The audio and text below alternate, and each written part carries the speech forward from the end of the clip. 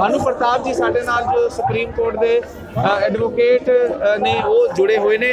Stage पर आज आपने जो बातें कही वो अकाल चैनल पे ऑलरेडी वहाँ से लाइव सुनी।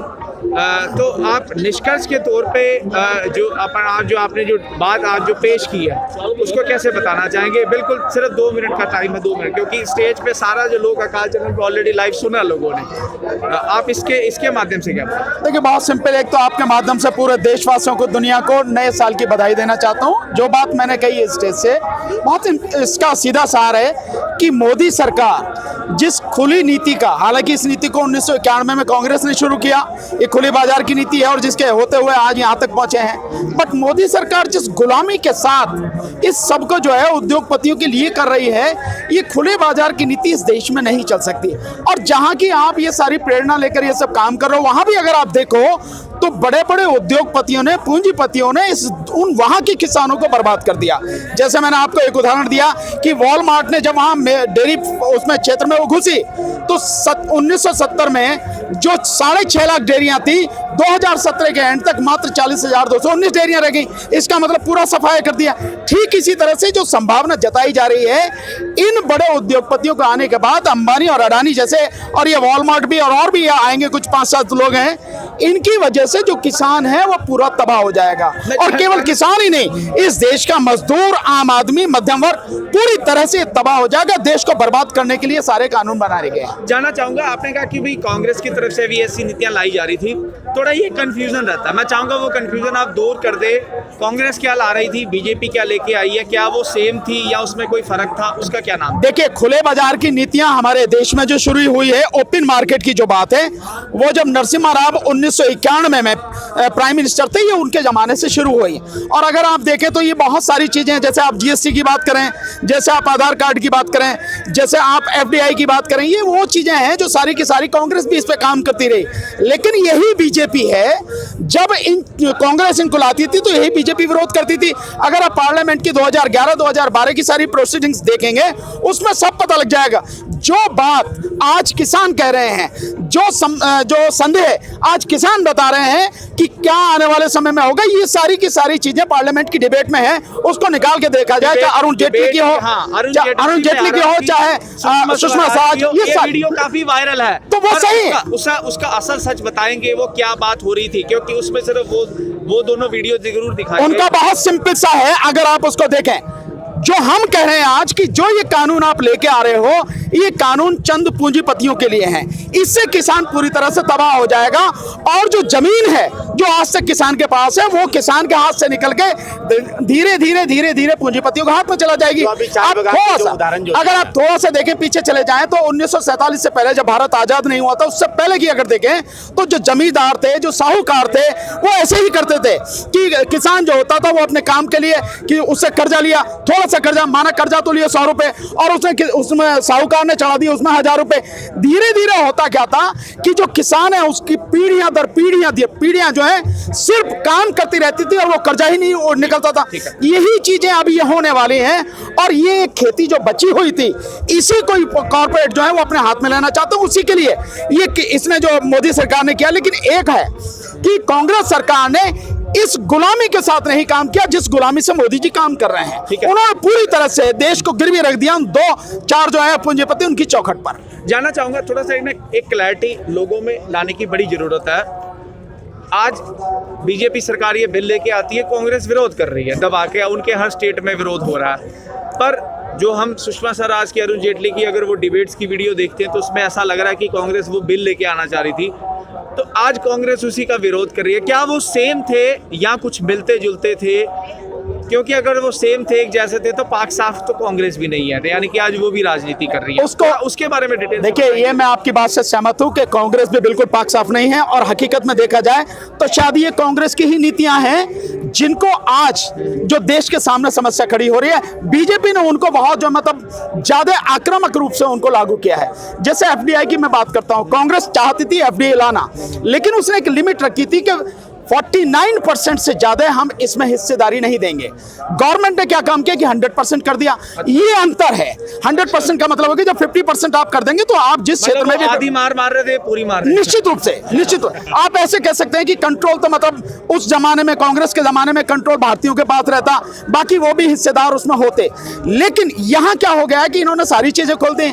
यहां तक कि जो डिफेंस का भी फील्ड है उस फील्ड में भी इन्होंने 100% एफडीआई की बात कर दी है।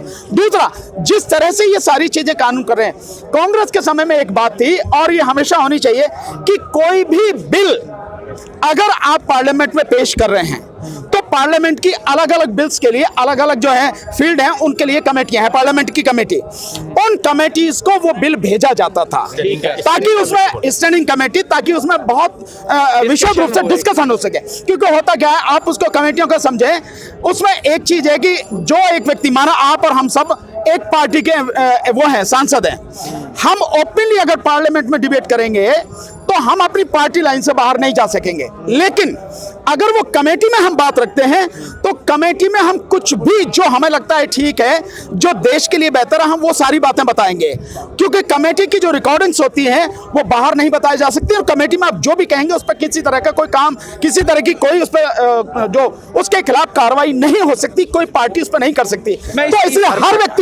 हर व्यक्ति जो है उसमें हर पार्टी का एक मेंबर होता था, इंटेलेक्चुअल्स होते थे। अगर कमेटी को जरूरत पड़े तो देश में अच्छे अच्छे जो ज्ञानी क्षेत्र थे उस फील्ड के, उनको भी बुला के उनसे सलाह ली जाती थी, उनसे पूछा जाता था, और जो बेस्ट होता था वो उसमें बिल में इंक्लूड करके देन पार्लियामेंट में लाया जाता था। मतलब यानी कि ये जो प्रोसीजर ये होता था, जिसके अंदर देखिए, क्योंकि इसके अंदर देखिए कई चीजें मिसिंग है। सुप्रीम कोर्ट जो लॉ है ना, मतलब जो संविधान है उसके, क्योंकि मैं कुछ वकीलों से मिला, उन्होंने कहा कि ये जो नए ऑर्डिनेंस है जो संविधान की धज्जियां उड़ाती हैं, और कहते हैं कि जैसे जमाखोरी गवर्नमेंट अलाउ कर रही है ना, जबकि जमाखोरी एक अपराध है। उसके अलावा कई और चीज़ें उसमें बताई गई कि जो स्टेट एक्ट है एग्रीकल्चर, उसकी धज्जियां उड़ा रही है, जबकि संविधान कहता है कि स्टेट का एग्रीकल्चर राइट है। तो क्या ये चीज़ें सुप्रीम कोर्ट से या एक ऐसे पैनल से या एक फाइनेंस एक्सपर्ट से या फाइनेंस मिनिस्ट्री से उनसे डिस्कस नहीं की गई? नहीं, देखिए, सुप्रीम कोर्ट से आप डिस्कस कर सकते हैं अगर आपको चाहे तो। प्रेसिडेंट को पावर है, अगर किसी विषय पर सलाह लेना चाहे सुप्रीम कोर्ट से तो वो ले सकता है। बट यहाँ एक अलग चीज है, अलग चीज ये है कि पिछले जब ये इस 2019 में ये सरकार चुन के आई है, उसके बाद से एक भी बिल को पार्लियामेंट की जो स्टैंडिंग कमेटी है उनको नहीं भेजा गया। जबकि होना ये चाहिए कि आपने बिल ड्राफ्ट किया, आप स्टैंडिंग कमेटी को भेजिए ताकि बेस्ट से बेस्ट जो चीजें हैं वो निकल के आ सके। आप ही सर्वज्ञानी नहीं हैं, लेकिन मोदी जी ये समझते हैं कि आपसे बड़ा जो ज्ञानी नहीं है। मतलब उनको नहीं भेजा गया? नहीं, क्या वो क्या कोरोना के चलते अवकाश में थे? ये सब बेकार बहाने हैं। आप कोरोना के चलते आप सारा काम करते हैं। आपने मंदिर का जो है आपने भूमि पूजन किया नहीं क्या कोरोना के चलते? कोरोना के चलते आपने बिहार में इलेक्शन कराया नहीं कराया? जब 1 लाख लोग एक दिन में संक्रमित हो रहे कोरोना से, तब आप बिहार में चुनाव करा रहे हैं आप, और उसके बाद जीतने के बाद आप जश्न मना रहे हैं। आप प्रधानमंत्री, गृह मंत्री उसमें है, सोशल डिस्टेंसिंग की ऐसी तैसी हो गई सब कुछ। प्रधानमंत्री क्या किसी मंदिर का उद्घाटन कर सकते हैं? कोई प्रोटोकॉल किसी भी कीमत पर नहीं कर सकते। क्यों नहीं कर सकते, इसको समझना जरूरी है।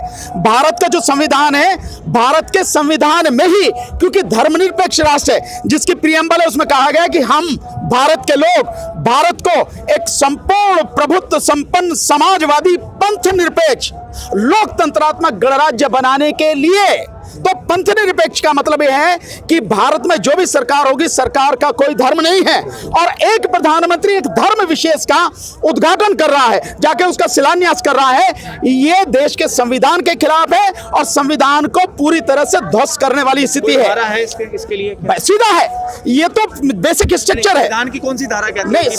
नहीं, संविधान की जो प्रियम्बल है वो प्रियम्बल संविधान का बेसिक स्ट्रक्चर है, और सुप्रीम कोर्ट ने कितने ही डिसीजन इस बात पर दिए हैं कि संविधान के बेसिक स्ट्रक्चर को आप खत्म नहीं कर सकते हैं। दूसरी वो उसी तौर पे आते हैं, इसी पॉइंट पर आते हैं, भारत का संसद भवन, उसका अभी जो नए भवन का निर्माण कराया जा रहा है, उसके लिए सिर्फ मैं नाम नहीं लूंगा पर सिर्फ एक ही रिलीजन की जो प्रेयर्स को, ऑफरिंग्स को ऑफर किया गया। तो क्या इससे धर्मनिरपेक्षता, क्या संसद में क्या सभी धर्म के लोग नहीं है? क्या भारत धर्मों का नहीं है? एक ही धर्म के जो ऑफरिंग्स को क्यों वहां पर इनिशिएट किया गया? यहाँ तो सबकी कर लेनी चाहिए थी, यहाँ कोई और तरीका भी ढूंढना, क्योंकि पहले भी तो संसद भवन बना ही था ना, वो कैसे बना था? इसी बात से आपको समझ जाना चाहिए कि मैं बार बार मंच से कहता हूं 2025 में ये हिंदू राष्ट्र की घोषणा करेंगे। ये जो सारी चीजें हो रही हैं कि संविधान को पूरी तरह से अभद्रता बता के प्रधानमंत्री उसका उद्घाटन कर रहे हैं, जो कि उसका शिलान्यास कर रहे हैं, जो कि कर नहीं सकते।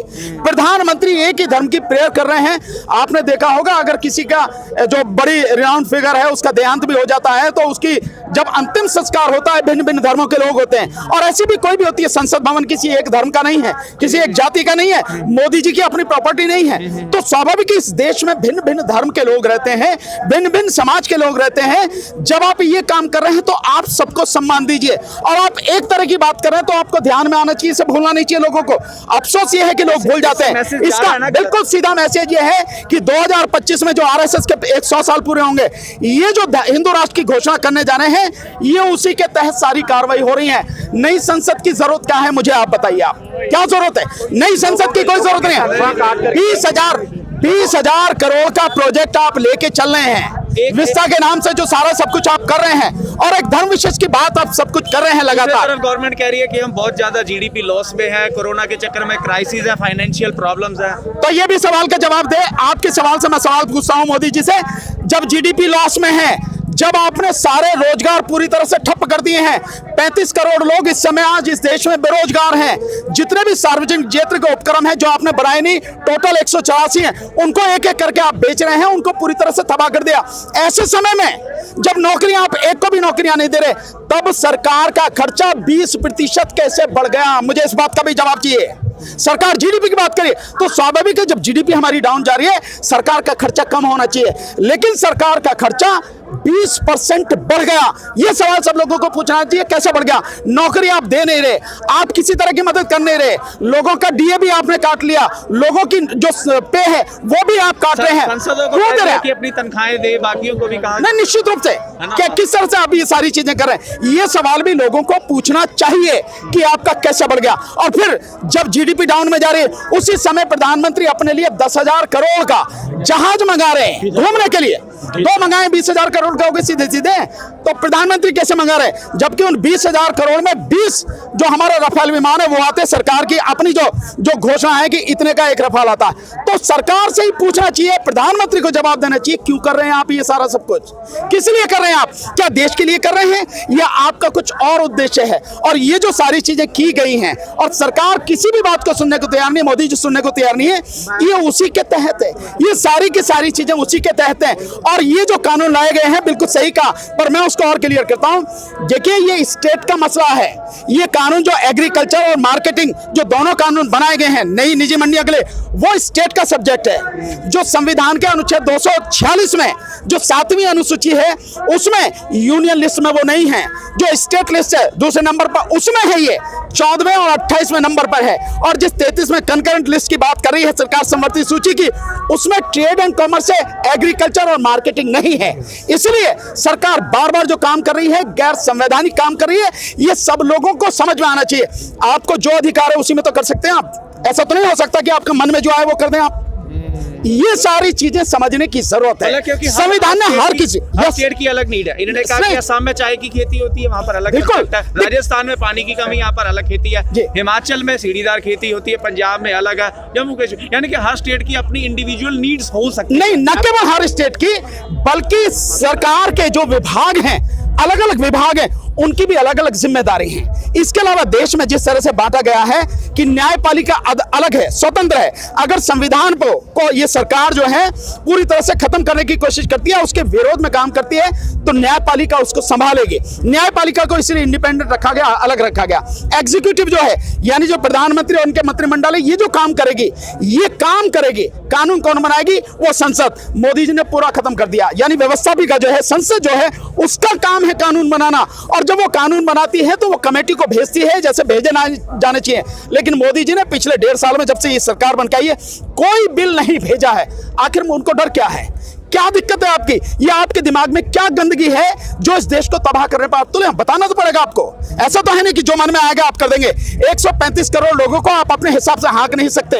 इस देश का एक एक व्यक्ति अपनी जिम्मेदारी समझता है, अपना अस्तित्व रखता है, और वो व्यक्ति इस देश का ही है, देशभक्त है। उसको जवाब देना होगा, जिसके आप नौकर हैं। आप यहाँ इसके खुदा नहीं है, आप मालिक नहीं, यू आर पब्लिक सर्वेंट। तो आप पब्लिक सर्वेंट है, देश के पब्लिक के नौकर हैं आप। और आप अपने आप को राजा समझ रहे हैं। इसलिए मैं कह रहा हूं हर चीज को जो वो कर रहे हैं उस पर ध्यान देना चाहिए। और ये जो आपने बात बताई है ये वही उसी श्रृंखला में है कि हिंदू राष्ट्र की घोषणा करेंगे। और हिंदू राष्ट्र का मतलब है जो व्यक्ति इस देश में रहेगा या तो वो हिंदू बनकर रहेगा, नहीं तो इस देश में गुलाम बनकर रहेगा, खत्म कर दिया जाएगा। ये अब सबको सोचना है कि वो जिस धर्म में है वो अपने धर्म का मान सम्मान करते हैं, उसका पालन करेंगे जिसका संविधान ने अधिकार दिया है, या वो गुलाम बनकर रहना चाहते हैं या एक क्रूर व्यक्ति के हाथों खत्म होना चाहते हैं। ये लोगों को सोचना पड़ेगा। ठीक है सर, कुछ कह रहे थे आप? अभी जो वकील साहब ने जो बताया थे कि जो किसानों के जमीन कैसे जाएंगे, असम एक उदाहरण है। सबको अगर पता नहीं तो पता कर लीजिएगा। असम में जो चाय बागान के मालिक है उसके पास कम से कम 150 किलोमीटर, एक आधा एकड़ की बात नहीं करूँ मैं, एक जो चाय बागान की जो एरिया जो है 150 एकड़ की किलोमीटर की अंदर में दायरे में होता है। पहले छोटे छोटे किसान के 4 एकड़ 5 एकड़ किसान जो होते थे वो धीरे धीरे जो उनको लोन चुका नहीं पाते थे, वो जमीन जो है टाटा और बिरला ने उसको हड़प लिया। तो इसी तरीके से जो है आज जो किसान कॉन्ट्रैक्ट फार्मिंग जो है वो इस तरीके का होगा और कल जो है अडानी के सारे जमीनें होगी। और ये जो है हमारे जो मंजिल में जो रहते हैं, जो हमारे जो 5वीं मंजिल में 15 मंजिल में जो सेकंड मध्यम जो सेकंड क्लास फैमिली का जो रहता है सबसे ज्यादा इफेक्ट उनको पड़ेगा। क्योंकि जो किसान है उसके पास तो कम से कम जो है साल भर की जो अनाज है वो अपने लिए जमा करके 1 मिनट का काम और खा सकता है। लेकिन जो उसको सारे मंजिल में 10वीं मंजिल में जो मीडियम फैमिली के जो फैमिलीज है वो कहाँ से आप जमा करके उसको रखेगा। ये सबसे ज़्यादा जो इफेक्ट पड़ेगा जो मीडियम फैमिली का जो है, जो अभी इस आंदोलन को जो गालियां दे रहे हैं, जो ऊंची ऊंचे बिल्डिंग में बैठ करके, वो उनको आना चाहिए, यहाँ पर समझना चाहिए, लेकिन वो समझ में नहीं आ रहा उनको। जिस दिन समझ में आएगा उस दिन जो है उनके पाँव के नीचे जो जमीन खिसक गया होगा वो देर हो जाएगा उनके लिए। ठीक है, ये उनसे अपील है जी। बिल्कुल, मध्य प्रदेश से कुछ वीर आए ने, क्या नाम है सर आप? मेरा नाम डॉक्टर विजय कुमार है। हाँ जी, हाँ जी। मैं बेसिकली मध्य प्रदेश से हूँ। मैं दिल्ली में एनेस्थीसियोलॉजिस्ट हूँ, दिल्ली में मैं एनेस्थीसिया प्रैक्टिस करता हूँ। मैं जो है मैं ये कहना चाहता हूँ, वकील साहब ने ये जो बात बोली कि ये हिंदू राष्ट्र बनाने की घोषणा कर रहे हैं। हिंदू राष्ट्र में जो हिंदू हैं असल में इसको भी बड़े समझने की ज़रूरत है। ये जो हिंदू राष्ट्र बनाना नहीं मतलब ब्राह्मण राष्ट्र की स्थापना करना चाहते हैं।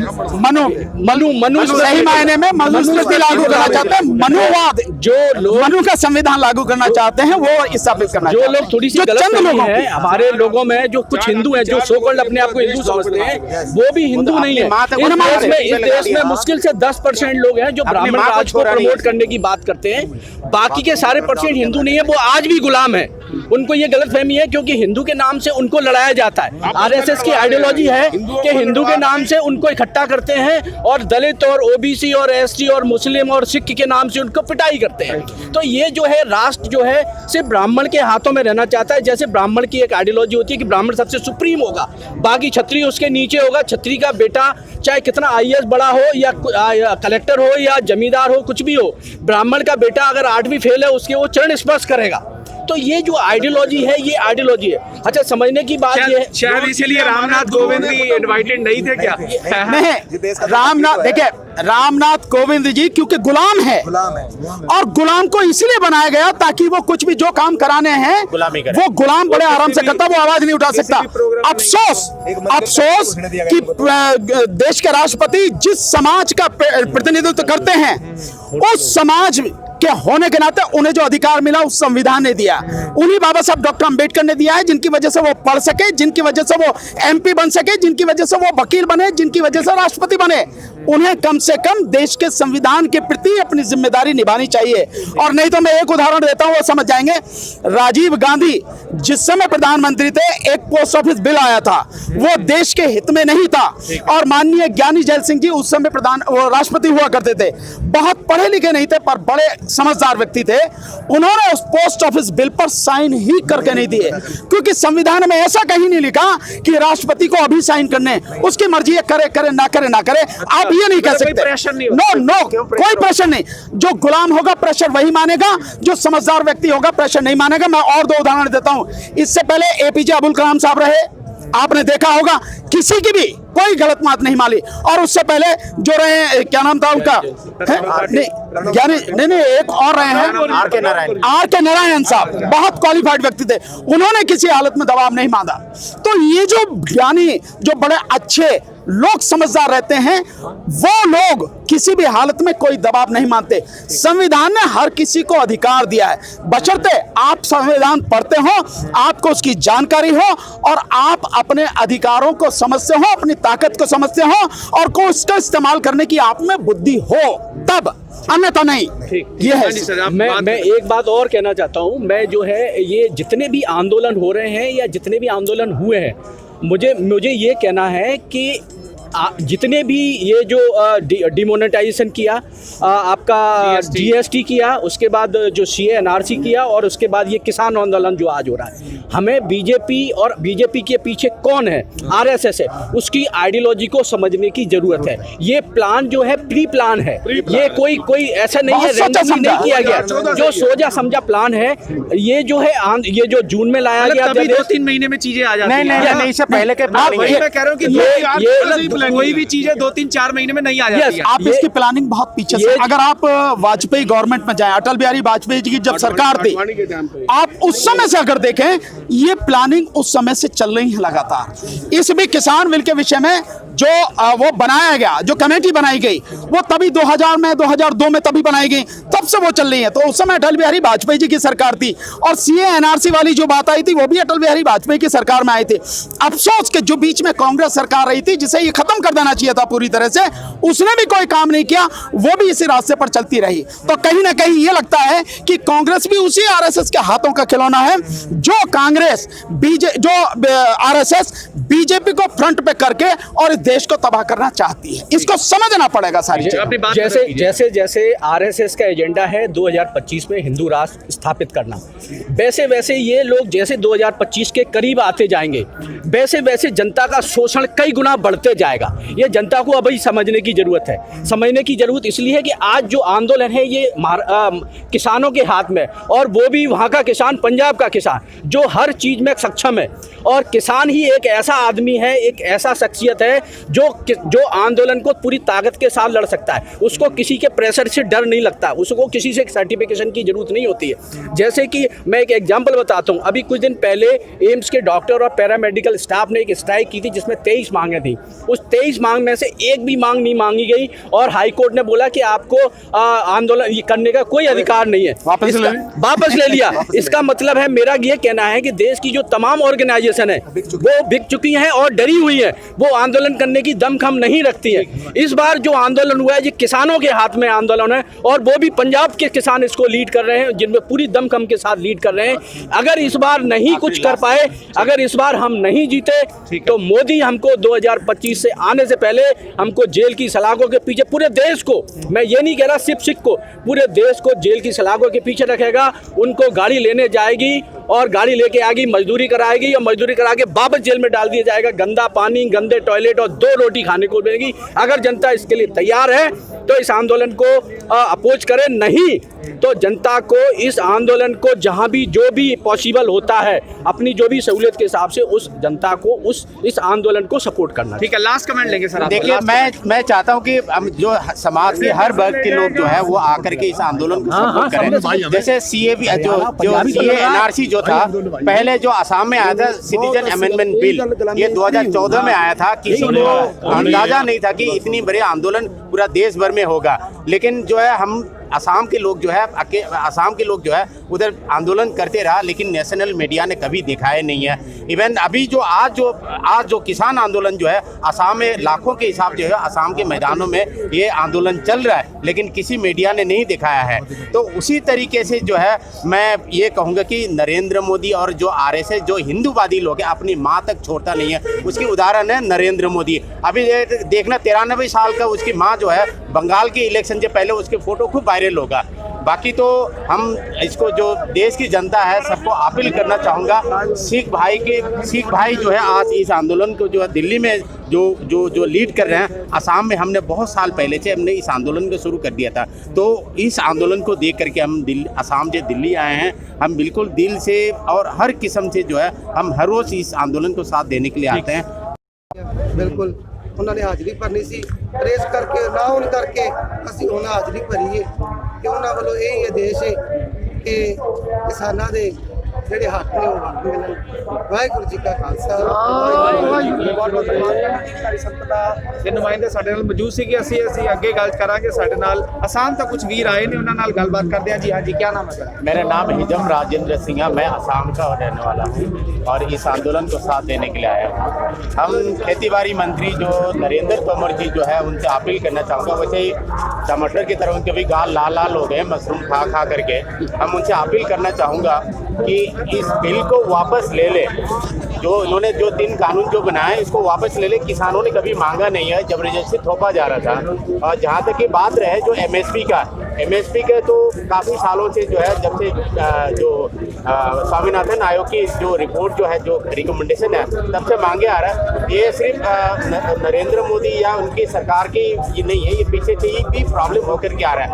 पर ये नरेंद्र मोदी सरकार इतने बहुमत से होकर के नरेंद्र मोदी की सरकार जो इतने बहुमत से होकर के आया तो इनके पास ताकत था करने का, सब कुछ करने का ताकत है, जज्बा होना चाहिए, लेकिन उनके पास मंशा नहीं है। इतना और भी अपील करना चाहूँगा नरेंद्र मोदी को, अगर वो कहीं फंस गया है या मुकेश अंबानी या अडानी गौतम अडानी का हाथ में कहीं गलती से फंस गया है, कोई कागज़ फंस गया उसके पास में, उसकी कहीं गलत कारनामा से कहीं फंस गया है तो पब्लिक को आकर के बताइए या किसानों को आकर के बताइए, यहाँ पर आकर के बताइए यार मेरे से गलती हो गई, ये फंस गया इन दोनों के हाथ में, इसलिए मुझे मजबूरी है उनका जो बिल जो है इनके साथ देना। तो ऐसे कुछ वो सरेंडर करें या कुछ अपनी तरफ से बताएं, नहीं तो ये कानून जो है जब तक हमारा किसान जो पंजाब की सिख जो भाई जो है हम इसको बड़े भाई मानते हैं। मैं सिर्फ असम से नहीं, ये देखो मध्य प्रदेश से भी लोग आया है, उत्तर प्रदेश से लोग हैं। तो नरेंद्र मोदी जी जो है फंस गए तो पब्लिक को आकर के बताएं, किसानों को आकर के बताएं भाई मेरे से बहुत बड़ा गलती हो गई, मैं इनकी चंगुल से मैं निकल नहीं सकता और आप मेरे को भी बचा लो, देश को भी बचा लो, एक बार सरेंडर कर दो। हम ये अपील करना चाहेंगे नरेंद्र मोदी से। असम से आप आए हैं, नॉर्थ ईस्ट से क्या आवाज़ आ रही है? आप आए हैं, अकेले आए हैं, असम को रिप्रेजेंट करना चाह रहे हैं कि असम के लोग क्या कह रहे हैं इस बात? मैं सबसे पहले तो मैं ये चीज़ बताऊं, असम में बहुत बड़ा आंदोलन चल रहा है। ये आज से नहीं, ये तो पंजाब में शायद 2-3 महीने से शुरू हुआ है। असम में उससे पहले से ही आंदोलन बहुत बड़े पैमाने में चल रहा था। ये किसान की आंदोलन है। हमारा उधर जो है असम की एक डेमोग्राफी की चेंजेस की वजह से जो है उधर की अलग मसला है। असम में जो है बहुत बड़े चाय के खेतियाँ होते हैं। चाय के खेती जो है पहले छोटे छोटे किसानों के हुआ करते थे। टाटा बिरला ने उसको टाटा और बिरला की कब्जा में है वो, मतलब 4-5 किलोमीटर में नहीं है, एक चाय बागान जो है करीब 50-100 किलोमीटर के दायरे में होता है। वो सारी ज़मीनें जो है आज से 50-60 साल पहले जो है टाटा ने कब्जा कर चुका है। छोटे छोटे किसानों के जैसे 10 एकड़ 5 एकड़ ज़मीन हुआ करते थे वो टाटा बिरला ने उनको कब्जा कर चुका है। उसी के खिलाफ और असम में बहुत बड़ी नेचुरल रिसोर्सेस होता है और उसकी वजह जो सरकार की जो गलत जो प्रोजेक्ट है उसकी वजह से जो है नेचुरल जो डिजास्टर आने का संभावना है, जैसे दाम को बनाना अननेसेसरी और ब्रह्मपुत्र के ऊपर दाम बनाना, बहुत सारे जो प्रोजेक्ट बनाते हैं वो मतलब नेचर की बिल्कुल अपोज होता है। उसके खिलाफ अखिल गोगोई हमारे असम कृषक मोर्चा की नेता है, इंटरनेशनल फिगर है, मैग्सेसे अवार्ड मिल चुका है। वो आदमी बार बार जेल में, हमने असम भवन में भी जाकर के हमने कई आंदोलन प्रदर्शन किए लेकिन कोई असर नहीं हुआ। इस नरेंद्र मोदी सरकार के सामने हम जो है बोना तो साबित हुआ, ये नहीं बोलेंगे, हम उनको घुटना तो दिखवाएंगे जरूर। उसको जो है अखिल गोगोई को नेशनल सिक्योरिटी एक्ट के द्वारा जेल में अभी 1.5 साल से बंद है। हम अभी भी कल भी जो है आगजनी असम में गुवाहाटी में हुआ है, उसी को ये कृषि आंदोलन की एक पार्ट है। मेरा ग्रैंडफादर जो था पूरा समस्त उत्तर पूर्वी भारत का एक जो उत्तर पूर्वी किसान मोर्चा का एक संस्थापक था, तो हम उसी का प्रेरणा, मैं आज भी हमारे जो पिताजी किसान था तो हम उसी किसान जो दिल्ली के जो आंदोलन है इसको समर्थन करने के लिए आपके सामने 26 तारीख के बाद जो है एक दिन छोड़ करके एक दिन हम यहाँ पर आते हैं।